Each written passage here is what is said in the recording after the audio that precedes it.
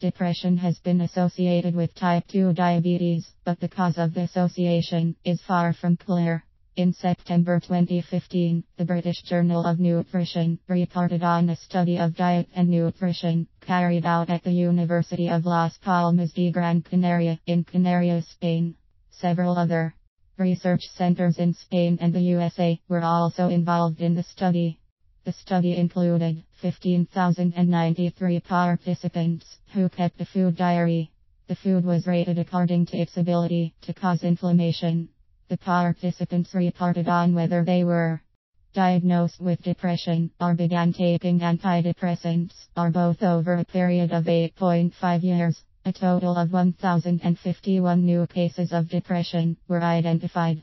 Individuals who recorded the highest intake of inflammatory foods had a 47% higher risk of developing depression than those who recorded the lowest intake of inflammatory foods. Among participants over 55 years of age, the relationship was even stronger, with a 2.7 times higher risk between those eating highly inflammatory foods and those eating mostly non-inflammatory foods. Among the participants with heart and blood vessel disease and abnormalities such as type 2 diabetes, there was an 80% higher risk of depression among those with a diet high in inflammatory molecules versus those eating non-inflammatory foods. From these results, it was concluded depression was significantly more common among those taking in pro-inflammatory foods. This relationship was particularly strong among people over age 55 and those with heart and blood vessel disease and type 2 diabetes or similar health issues. Foods are judged as to their pro-inflammatory status by their links with 6 inflammatory molecules found in the body. IL-1 beta, IL-4, IL-6, IL-10, TNF-alpha, C-reactive protein, the interleukins, abbreviated IL, were first discovered in white blood cells, the cells that fight infectious disease. Since then they have been found in many body cells. They have much to do with preparing white blood cells to fight attacking microorganisms.